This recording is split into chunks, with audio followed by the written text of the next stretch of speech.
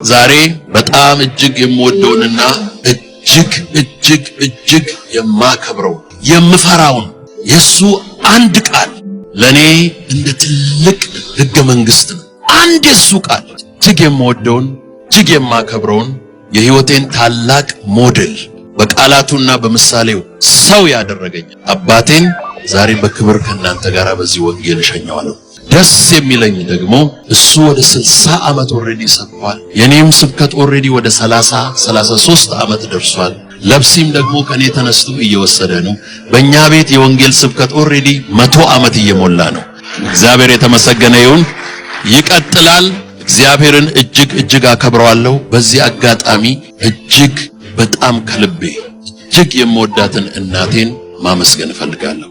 የሱ ዕድሜ ትልቁ ሮል እሷ ነች የተጫወተችው። ሁለተኛ እህቶቼን እጅግ ማመስገን እፈልጋለሁ። ጀግኖቼ ናቸው፣ ትዕግስተኞች ናቸው፣ ትልቅ ሰው ናቸው። እግዚአብሔር ይባርካቸው። እስከ ዕለተ ሞቱ ድረስ የረዱት እሳቸው ናቸው፣ እነሱ ናቸው።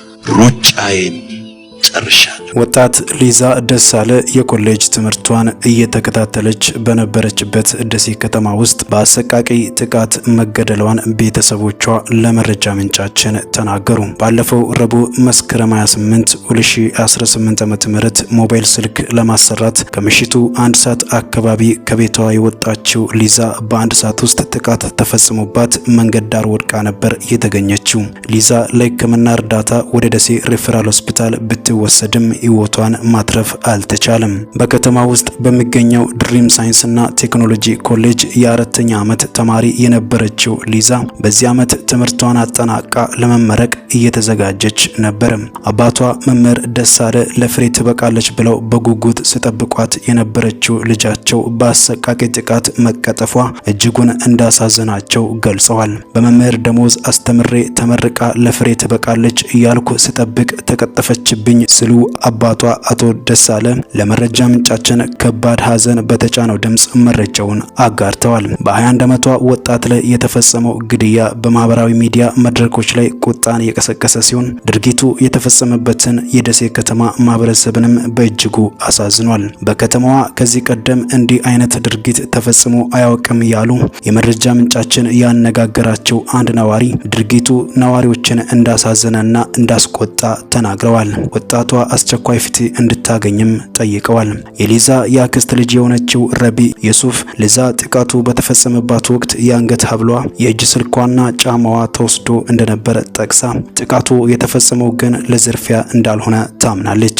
አይኗ፣ ጭንቅላቷና ጀርባዋ ላይ በቦክስ ክፉኛ ድብደባ ተፈጽሞባታል ስትልም ጥቃቱ ከዝርፊያ የዘለለ እንደሆነ አስረድታለች። የሊዛ አባት አቶ ደሳለ በበኩላቸው በልጄ ላይ በቀል የፈጸሙባት ይመስለኛል በማለት የበቀሉ ምክንያት የፍቅር ጥያቄን አለመቀበሏ ሊሆን እንደሚችል ጥርጣሬ እንዳላቸው ገልጸዋል። ልጄ ሴት ናት፣ 21 ዓመቷ ነው እና 2 የተለያዩ ወንዶች ለፍቅር ጠይቀዋት እርስ በርስ እልህ በመጋባት አንደኛቸው በቀል ፈጽመውባት ሊሆን ይችላል የሚል ግምት ነው ያለኝ ብለዋል። እስካሁን ጥቃቱ በማን እንደተፈጸመ አልታወቀም። የመረጃ ምንጫችን ከደሴ ከተማ ፖሊስ መምሪያ ዝርዝር መረጃ ለማግኘት ያደረገው ተደጋጋሚ ሙከራ አልተሳካም።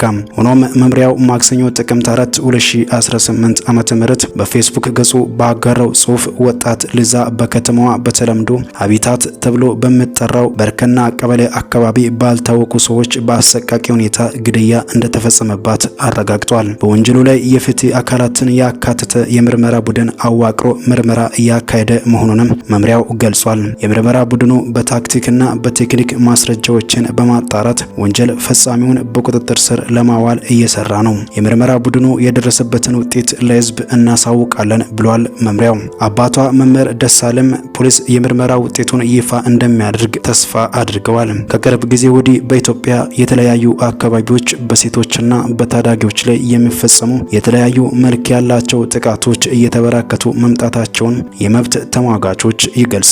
በቅርብ ዓመታት ውስጥ ብቻ በተፈጸመባቸው ጥቃት ህይወታቸውን ያጡ፣ ለስነ ልቦናዊና ለማህበራዊ ቀውስ የተዳረጉት ሴቶች ጥቂት የሚባሉ አይደሉም። የሊዛ የቅርብ ዘመዷ ብቻ ሳይሆን የሊዛ ጓደኛ የሆነችው ረቢያ ዩሱፍ ሊዛ ስልክ ለማሰራት አመሻሽ ላይ ወደ ሞባይል ጥገና ቤት ሄዳ ስልኩን አሰርታ ወደ ጓደኛዋ ቤት በማምራት ላይ እያለች ጥቃቱ እንደተፈጸመባት ለመረጃ ምንጫችን ገልጻለች። ረቢያ እንደምትለው ሟች ሊዛ ጥቃቱ ሳይደርስባት በፊት ለጓደኛዋ ደውላላት ስለነበር ጥቃቱ ወደ ተፈጸመበት ስፍራ ቀድማ የደረሰችው ጓደኛዋ ነበረች። ሊዛ ጥቃቱ ከተፈጸመባት በኋላ ወደ ደሴ ሪፈራል ሆስፒታል ተወስዳ የሕክምና እርዳታ ቢደረግላትም ሕይወቷ ልተርፍ እንዳልቻለም ገልጻለች። ከጥቃቱ በኋላ አልፎ አልፎ የድንጋጤ የመርበትበት ስሜት ታሳይም ነበር።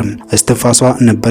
በህይወት ተተርፋለች ብለን ብንጠብቅም በዚያው ዕለት ሌሊት አረፈች ብላለች ረቢያ በጥቃቱ የምትጠረጥራቸው ሰዎች ባይኖሩም ጥቃቱ የተፈጸመው ለተራ ዘረፋ ወይም በአጋጣሚ እንዳልሆነ ትናገራለች። ለምርመራ ይረዳሉ የተባሉ መረጃዎችንም ለፖሊስ መስጠታቸውን የገለጸችው ረቢያ የፖሊስን ምርመራ ሊያደናቅፍ ይችላል በሚል ዝርዝር መረጃዎችን ከመናገር ተቆጥባለች። ቤተሰቦቿ እንደሚሉት ሊዛ ባለፉት 3 ዓመታት ደሴ ከተማ ውስጥ ስትኖር ጥቃትም ሆነ ለጥቃት የሚያሰጋ ነገር ገጥሟት አያውቅም። እንደ ወላጅ የምናወራቸው ነገሮች አሉ። ትምህርቷን ጨርሳ ወደ ትዳር ህይወት እንደምትገባ እንጂ እንደዚህ አይነት ስጋት እንዳለባት ነግራኝ አታውቅም ብለዋል አባቷ አቶ ደሳለም። የደሴ ከተማ ፖሊስ ምርመራውን አጠናቆ ለልጃቸው ፍትህ እንደሚያገኙም ተስፋ አድርገዋል። ሊዛ ተወልዳ ያደገችው በሰሜን ወሎ ዞን ቆቦ ከተማ ሲሆን ከ4 ዓመት በፊት የዩኒቨርሲቲ መግቢያ ውጤት አስመዝግባ ሰላሌ ዩኒቨርሲቲ ተመድባ ነበር። ሆኖም ሰላሌ ዩኒቨርሲቲ ቤተሰቦቿ ከመኖሩበት ከተማ የሚርቅ በመሆኑ የዩኒቨርሲቲ ትምህርቷን አቋርጣ ደሴ ከተማ ውስጥ በሚገኘው ድሪም ሳይንስና ቴክኖሎጂ ኮሌጅ የፋርማሲ ትምህርቷን እየተከታተለች ባለችበት ወቅት ነበር ለህልፈት ያበቃት ጥቃት የተፈጸመባት። ሊዛ ከታላቂቷ ጋር የጋራ ህልም ነበራት። በሙያዋ ነርስ በሆነችው ታላቂቷ ምክር የፋርማሲ ሙያን ለመማር የመረጠችው ሊዛ ከይቷ ጋር የራሳቸውን የጤና ተቋም ለመመስረት ትምህርቷን በትጋት ስትከታተል ቆይታለች። የጸጥታ ችግር በተደጋጋሚ በሚከሰትበት ቆቦ ከተማ በመምህርነት እያገለገሉ ያሉት አባቷ አቶ ደሳለ ሞላ ከሚያገኙት የተጣራ 8000 ብር ወርሃዊ ደሞዝ ግማሹን ለልጃቸው በመመደብ ላለፉት 3 ዓመታት ሲያስተምሯት ቆይተዋል። ልጃቸው በዚህ ዓመት ትምህርቷን አጠናቃ ሊያስመርቋት በጉጉት እየተጠባበቁ ነበር። ልጄ ለኔ የተለየ ፍቅር ነበራት። በመምህር ደሞዝ አስተምሬ ፍሬዋ ሲደርስ ተቀጠፈችብኝ የሚሉት መምህር ደሳለ ልጃቸው ሊዛ ሲበዛ ተጫዋች፣ ኃላፊነት የሚሰማት ለተናናሾቿ አርአያና ተንከባካቢ እንደነበረች አውስተዋል። ያልጠበቁትና አስደንጋጭ ሐዘን እንደገጠማቸው የገለጹት መምህር ደሳለም ቤተሰባቸው በከፍተኛ ድንጋጤና በቀላሉ የማይወጣው ሐዘን ውስጥ መሆኑንም ገልጸዋል። ባለቤቴ ሐዘኗ ብርቱ ነው። ከቀኑ 8 ሰዓት ከሊዛ ጋር ተደዋውለው መርዶ የመጣባት ማታ ነው። የእርሷ ነገር ከባድ ነው። ምናልባት ፖሊስ በምርመራው የልጃችንን ገዳዮች ለፍትህ የሚያቀርብልን ከሆነ በመጠኑ እንጽናና ይሆናልም ብለዋል። እኛም በሚዲያችን ስም በድጋሚ ለወጣት ሊዛ ቤተሰቦቿና ለወዳጅ ዘመዶቿ መጽናናትን ተመኝተናል። ልክ ነው። አንዳንድ ትዕቢተኛ ሰዎች አሉ። ታውቃላችሁ፣ ማርያም ምን አለች? ሙሴ ብቻ ነው እንዴ ነብይ ምናምን አለች። አረ እግዚአብሔር መጣና አንቺ አላት ከእናንተ መካከል አለ እግዚአብሔር መጣና ነብይ ቢኖር አለ። ምን ማለት ነው? ኢፍ ማለት የለም ማለት ነው። ከእናንተ መካከል ነብይ ቢኖር እኔ በህልም ወይም በራእይ አናግረዋለሁ። እንደ ባሪያዬ እንደ ሙሴ ማንም የለም።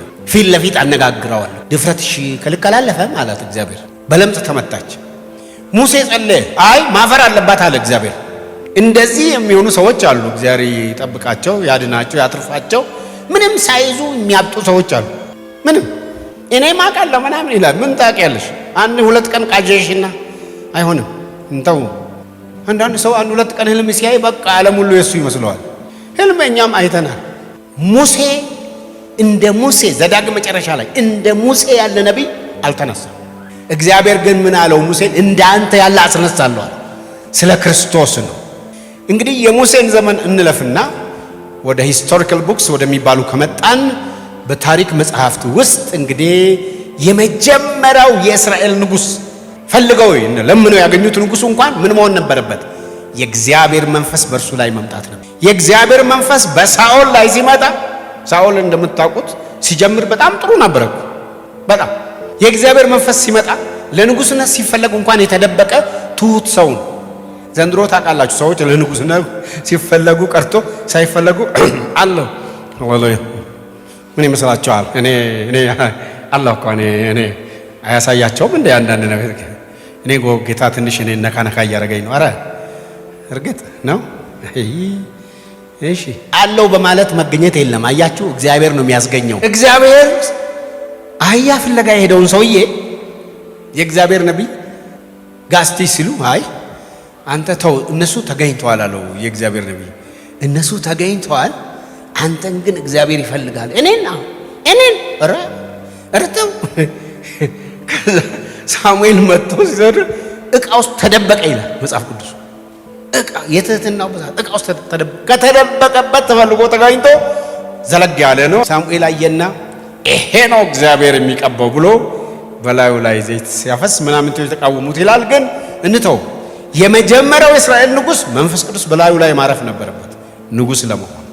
ሁለተኛው አሁን ሳሙኤል አሁን የመጀመሪያ ልምምዱ ረጅም ስለሆነ ረጃጅም ሲመጣ ይሄ ነው ሲል አይ አሁን ደግሞ አጭር ነው። እግዚአብሔር ይለውጣል። በነገራችን ላይ በመንፈሳዊ ልምምድ ውስጥ በለመድነው አንሄድም። ታውቃላችሁ ይለውጣል። ብዙ ጴንጤ የሚቸገረው እግዚአብሔር ዱፕሊኬት አያደርግም። ኮፒ የለም እሱ ጋር ፎቶኮፒ አይሰራም። ፎቶኮፒ ሆናችሁ ለመሞት የምትሞክሩ ሰዎች ይቅርባችሁ። ኦሪጂናል ሆናችሁ ሙቱ። እግዚአብሔር እንደሰራችሁ ሆናችሁ።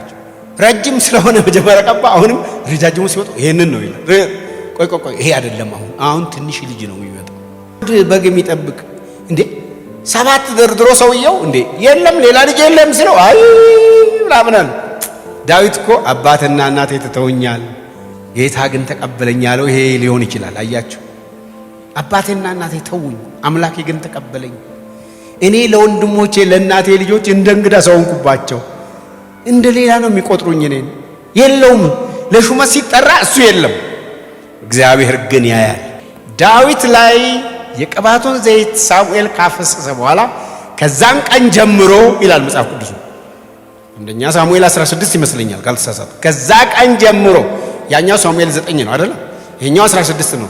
ከዛን ቀን ጀምሮ የእግዚአብሔር መንፈስ በዳዊት ላይ መጣ። ዳዊት ኃጢአት በሰራ ጊዜ ስለምንም ነገር አይደለም የተማጸነው እግዚአብሔር። አቤቱ ቅዱስ መንፈስን አትውሰድብኝ፣ እሱን አትውሰድብኝ። አቤቱ ንጹሕ ልብ ፍጠርልኝ፣ አቤቱ ቅዱስ መንፈስን ከኔ አትውሰድብኝ። ምክንያቱም መንፈስ ቅዱስ ከኃጢአት ልምምድ ጋር አይኖርምና ነው። ስለዚህ ሁለቱ የእስራኤል ነገሥታት በመንፈስ ቅዱስ መሞላት ነበረባቸው። ከዛ በኋላ እንደምናውቀው በአደገኛ በነበረ ጊዜ የበዓል ነቢያት አምልኮ በተነሳ ጊዜ እግዚአብሔር እነ ኤልያስን እነ ኤልሳዕን በዳዊት ዘመን እና ናታንን ነቢያቶች ታላላቆቹ ነቢያት መነሳት ነበረባቸው። የእግዚአብሔር መንፈስ በእነርሱ ላይ መጣ። ስለ መንፈስ ቅዱስ እንደ ኢሳይያስ የተነበየ የለም፣ እንደ ሕዝቅኤል የተነበየ የለም። ግን የሕዝቅኤልን ኤክስፒሪየንስ ብቻ ልናገር። የእግዚአብሔር ነቢይ ሕዝቅኤል እግዚአብሔር ምን ያደርገው ነበር ይላል መጽሐፍ ቅዱሱ። ምን አለ? በሰማይና በምድር መካከል አንሳፈፈኝ አለ። በአንድ ሸለቆ ወሰደው፣ አጥንቶች ወደ ሞሉበት ሸለቆ ወሰደው። የእግዚአብሔር መንፈስ አየ። በራእይ ሸለቆ ነው፣ አጥንት ብቻ ነው። ሰው ሞቶ ስጋውም አልቆ አጥንት ነው፣ መዓት አጥንት፣ የአጥንት ሸለቆ። እግዚአብሔር ጠየቀው፣ ሕዝቅኤል አለው እግዚአብሔር፣ አቤት እነዚህ በሕይወት ይኖራሉን ብሎ ጠየቀው። እኔ ቢሆን ምን እንደሚል ታውቃላችሁ አይደል? አይኖሩም፣ አጥንት ናቸው፣ ደርቋል። እንዴት ይኖራሉ? አጥንት በሕይወት ይኖራል እንዴ? ከዛ እሱ ምን አለ? ጌታ ሆይ አንተ ታውቃለህ። እግዚአብሔር ምን አለው? ትንቢት ተናገራል። አጥንቶቹ ላይ ተቀራረቡ፣ ተገጣጠሙ ብለህ ትንቢት ተናገር። የሰራዊት ጌታ እግዚአብሔር እንዲህ ይላል፣ እናንተ አጥንቶች ተነቃነቁ፣ ተቀራረቡ፣ ተፈላልጋችሁ የማን የግዛቸው ከሆናችሁ ግዛቸው፣ ተለያዩና ግቡ። እንግዲህ የብርሃኑ ሆናችሁ ግቡ። አጥንቶቹ በሙሉ የሞተ አስከሬን እስካለተን ሆነው ቀሩ ማለት ነው። አሁን ቁርበት የላቸው። እግዚአብሔር እንደገና አለው ነብዩ፣ በላውን ተናገራል፣ ቁርበት እንዲወጣባቸው ትንቢት ተናገር። ወጣባቸውና ሬሳው ነው፣ ትኩስ ሬሳ። አሁን ሬሳ ናቸው። እግዚአብሔር አሁን መጣ ወደሱ። በል ለነፋስ ትንቢት ተናገር አለው እግዚአብሔር። ለአራቱ ንፋሳት ኑ ግቡባቸው። ገቡባቸው፣ ታላቅ ሰራዊት ሆነው ቆሙ ይላል። ትንቢቱ ስለ እስራኤላውያን ከምርኮ መመለስ ነው፣ ስለ መታደስ ነው። አጥንት እንኳን ቢሆኑ ተስፋ የቆረጡ እንኳን ቢሆኑ እንደገና የመኖር እድል የለንም ቢሉ እግዚአብሔር ሁሉን የሚችል አምላክ በመንፈሱ ያድሳል፣ በመንፈሱ ሕይወትን ይሰጣል። በብሉይ ኪዳን የመንፈስ ቅዱስ ሥራ ኢንትረስቲንግ ነው። ከዛ ሁሉንም መጥቀስ ስለማንችል እግዚአብሔር በነቢያቱ ሕዝቡን ተናግሮ ወቅሶ አልሰማ ያለ ሕዝብ ለ400 ዓመት ዝም አለ። እግዚአብሔር ዝም። ነቢይ የለ፣ ህልም የለ፣ ራእይ የለ፣ ቅዠትም የለ፣ ቅዠት ራሱ የለ። 400 ዓመት ዝም። መቼም እግዚአብሔር ዝም ሲል ሰው ዝም ማለት አይችልም። ታውቃላችሁ። አሁን በአንዳንድ ቤተ እምነቶች 81 በአንዳንዶቹ 70 ምናምን የሆኑ መጽሐፍት የተጻፉት ተጨማሪዎቹ በዚህ የዝምታ ዘመን ውስጥ ዲትሮካኖኒካል በ400 እግዚአብሔር ዝም ባለበት ከትንቢተ ሚልክያስ በኋላ ትንቢት የለም፣ ዝም። ኤልያስን እልክላቸዋል ተብሏል፣ አልተላከም። መሲሁ የመንፈስ ቅዱስ ተሸካሚ የእግዚአብሔር መንፈስ በእርሱ ላይ የሆነው የተቀባው መሲህ የእግዚአብሔር ልጅ ጌታ ኢየሱስ ክርስቶስ ሊመጣ ዋዜማ ላይ ሰዎች የመላእክት ራእይ ማየት ጀመሩ። ዘካርያስ ቤተ መቅደስ ገብቶ ሲያጥን መልአክ ታየው። ዘካርያስ አቤት ጸሎት ተሰምቶላል። የመቼው የተውኩትን የረሳሁትን ተው። እኔ ድሮ አስም በጣም ያስቸግረኝ ነበር። ለ25 ዓመት ብጸልይ እምቢ አለ። እኔ ጸልያለሁ፣ ሰዎች ይፈወሳሉ፣ እኔ አልፈወስም። እግዚአብሔር ያሳያችሁ። እናንተ ጸልያችሁ ሰው ሲፈወስ እናንተ ካልተፈወሳችሁ ባለመድኃኒት ወይ ራስን አድን የሚለው ጥቅስ እናንተ ላይ ይሰራል። በኋላ ተውኩት። እኔ ረስቼ በቃ እንደፈለክ አድርግ እንግዲህ አልኩ። ማለት ሰው እንዴት አየር አጥቶ ይኖራል? ኦክሲጂን አጥቶ ሰው ይኖራል እንዴ? በጣም ከባድ ነገር ነው። በቃ ተው እንግዲህ አልኩ። እንዲሁ ከፈለክ በቃ ብዬ ተውኩ። ከዛ አዲስ አበባ ገባው 89 መጨረሻ 90 መጨረሻ ላይ ብዙ ጊዜ መስከረም ላይ ነው የሚያስቸግረኝ። የለምና ባለቤቴ እንዴ ተወንዴ አንተ ይሄ ነገር አለች። ድሮ ሲሄድ የምነሳብኝ ቦታ ሄድኩ፣ አልተነሳብኝ። በቀዝቃዛ ውሃ ታጠብኩ፣ አልተነሳብኝ። እንደ ወጣትም አረገኝ፣ አለባበሴንም አልነካኝም። 1 ዓመት 2 ዓመት 3 4 5 ዓመት ፈተንኩና እንደ ተወኝ አወቅኩ። የለም አሁን እግዚአብሔር ያነሳ ጊዜ ነው የሚያነሳው። ታውቃላችሁ። እኔ አሁን በቃ ጸልዬ እንደፈለክ በቃ ትጨዋል። እና ምናልባት የዘካርያስ ችግር ይገባኛል። እግዚአብሔር መጥቶ ዘካርያስ ሆይ ትወልዳላችሁ፣ ወንድ ልጅ ትወልዳለህ፣ ስሙን ዮሐንስ ትለዋለህ ስለው እንዴ የኔ ወንድም መልአክ መሆኑን አውቆ ላይሆን ይችላል። ኧረ አንተ ነብይ ኧረ ስነ ስርዓት ያዝ፣ ይኸውልህ ይሄ በተፈጥሮ ያለው እንትናችን የለም በቃ አለ። እና ከየት መጥቶ ነው የምወልደው? እንጅሩ በር አለ የለም አለ። እና እንግዲህ መላእክት እንደኛ ስለማይታገሱ እንግዳውስ ዲዳ ትሆናለህ ብሎ ሄደ። ስንት ሰው ነበረ ዲዳ የሚሆነው አሁን መላእክት እዚህ ቢያገለግሉ። ለማንኛውም ያን ቀን ተጸነሰ ልጁ በቀኑ በዕለቱ። ከክርስቶስ በፊት 6 ወር ይቀድማል ታውቃላችሁ ዮሐንስ። እና ዮሐንስ ከዛ በኋላስ መልአኩ እንደገና ያ መልአክ ማጋ መጣ የጌታችን እናት ጋር። እነዛ ስላረጁ ነው የማይችሉት፣ እሷ ደግሞ ወንድ አታውቅም። ኦፖዚት ነው። በድንግልና ወዳለችው ወደ ጌታችን እናት ወደ ማርያም መልአክ መጣ፣ ገብርኤል መጣ ራሱ እና ተናገራት። እኔ እኮ ወንድ አላውቅም፣ ይህ እንዴት ይሆናል? የልዑል ኃይል በአንቺ ላይ ይመጣል፣ ቅዱሱም በአንቺ ላይ ሻዶ ያደርጋል። በእግዚአብሔር መንፈስ ኃይል ትጸንሻለሽ፣ ወንድ ልጅ ትወልዳለሽ፣ ስሙን ኢየሱስ ትይዋለሽ፣ ሕዝቡንም ከኃጢአታቸው ያድናቸው። ከዛ አክስቷ ለመጣች ስትሄድ ያችኛዋ ኦልሬዲ አርግዛለች፣ የምታውቁት ታሪክ። ከዛ ሐና የምትባል ላይ መጣ። ከዛ ስምዖን የሚባል ሰው ደግሞ ሽማግሌ ነው። የእግዚአብሔር መንፈስ እንደዚህ አለ፣ የተጠባበከውን ሳታይ አትሞት። በሉቃስ ወንጌል ውስጥ በወንጌሉ መጀመሪያ የምናየው ምን እንደሆነ ታውቃላችሁ አይደል? ለ400 ዓመት የተዘጋው ሰማይ ተከፍቶ ነው። አሁን ሰማይ ክፍት ነው፣ ምንም መገሰጽ አያስፈልጋችሁ፣ ክፍት ነው። አንተ ላይ ከተዘጋ ይዘጋብሃል ብቻ እንጂ ክፍት ነው። ምንም የምታስከፍተው የለም፣ ተከፍቷል። መቼ? ሰማያት ተቀደዱ።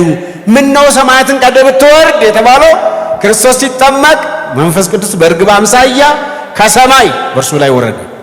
ሰማይ ክፍት ነው። በወንጌላት ውስጥ ይሄ ነው። በዮሐንስ ወንጌል 14 15 16 ጌታችን ኢየሱስ ክርስቶስ ስለ መንፈስ ቅዱስ ያስተማረው አለ። መጥምቁ ዮሐንስም እኔ በውኃ ነው የማጠምቃችሁ፣ ከኔ በኋላ የሚመጣው በመንፈስ ቅዱስና በእሳት ያጠምቃቸዋል ብሏል። ዮሐንስ የሐዋርያት ሥራ ምዕራፍ 1 ላይ ጌታ ኢየሱስ ክርስቶስ ከመሄዱ በፊት ምን አለ? ዮሐንስ በውሃ አጥምቆ ነበረ፣ እናንተ ግን ከጥቂት ቀን በኋላ በመንፈስ ቅዱስ ትጠመቃላችሁ አለ። እሳትን ተወ ማለት ነው። የእሳት ጥምቀት ገና ነው፣ ፍርድ ነው እሱ። በመንፈስ ቅዱስ ትጠመቃላችሁ አለ። መንግስት እንዴት ነው ፕሮግራም ማለት ለኛ መንግስት ትመልስልናል ወይ ሲሉት ፖለቲካ ይቅርባችኋል፣ እሱን እግዚአብሔር ነው የሚሰራው፣ ተው እሱን አለ።